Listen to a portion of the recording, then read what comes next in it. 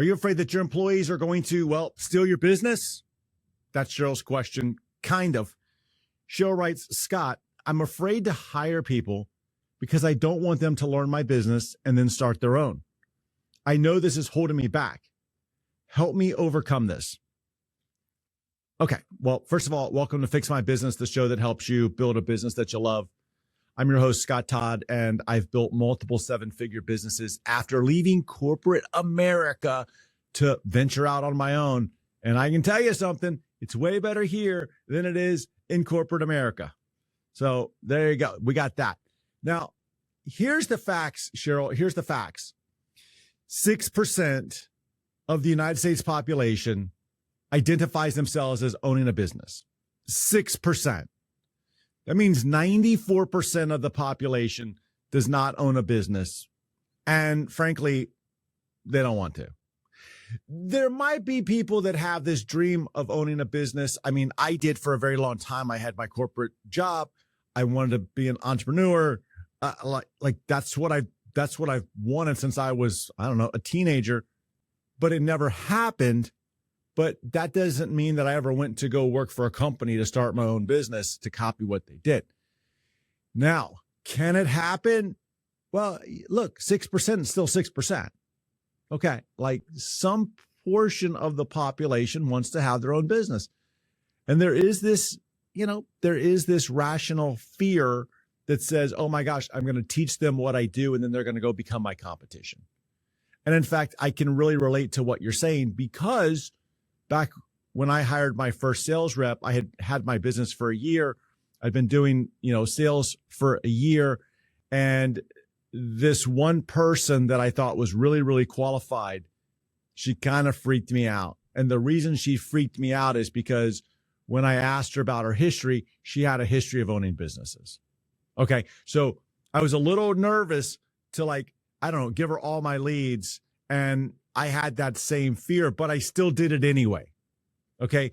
Because in my mind, here's what helped me get over it, is that I didn't necessarily need to worry about her taking my leads and then selling them for her own stuff.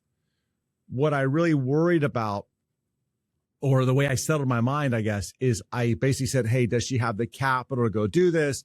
Does she have the interest to do this? Does she have the burning desire to go do it?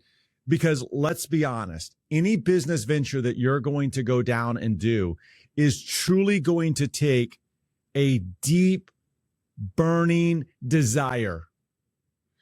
That's the one piece that I think is missing from a lot of businesses, is this burning desire. Because if you don't have a burning desire to go make some change in your life, you're not going to do it, frankly. And so for people that they want to start a business, but yet they're comfortable with, someone else's capital, or they're comfortable with someone else's businesses and just getting a paycheck, they don't have the burning desire to go do it. So we're trying to solve this problem, Cheryl. You're trying to solve this problem of your hedging against growing your business because of this fear that while it's possible, it's not necessarily going to happen. Again, it could happen, but that also doesn't mean that they're going to be successful. Let me tell you this one. There's a business owner that I know. He's in the car detailing business. Okay. And I was talking to him one day, and he was basically telling me about how the barrier to entry for car detailing is super low. And one of the neighborhood kids basically started a car detailing business. And he's like, that guy's lowering his prices. He's making it tough on me. Well, all of that stuff might be true. The barrier entry might be true.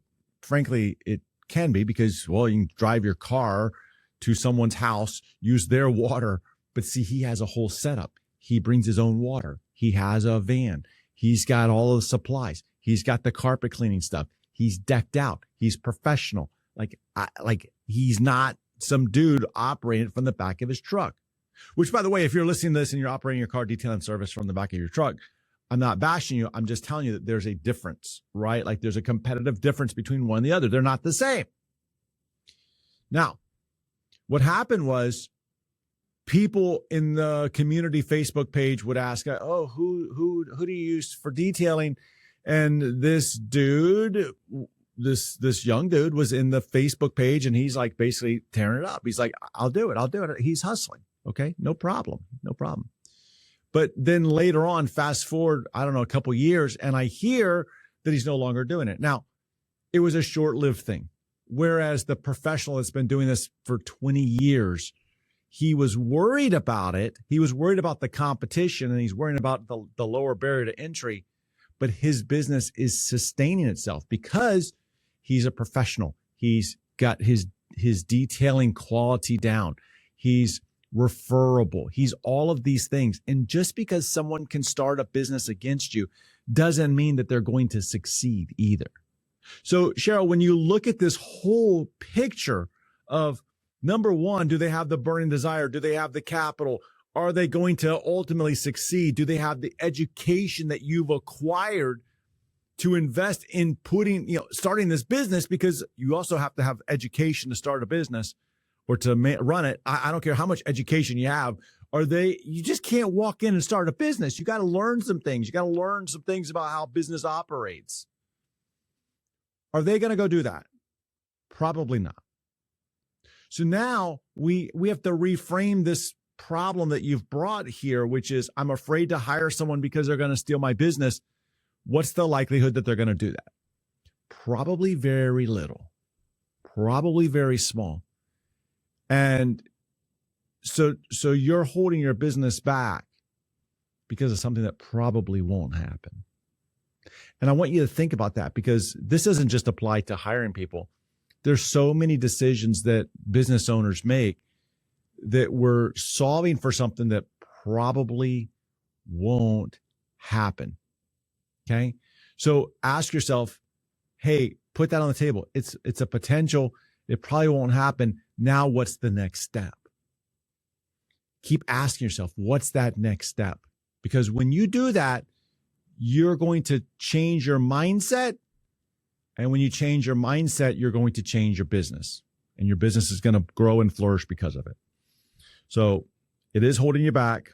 You've got to solve that. And the only way I can tell you to solve it is to understand that the risk is there's always risk in everything. There's always risk in everything. It's a small risk. Okay. So you got bigger risks than this in your business that you probably don't even know about. I just probably gave you unlocked the new fear for you. No worries. All right. Appreciate the question. If you have a business question, head over to scotttodd.net/ask, and I will see you in our next episode.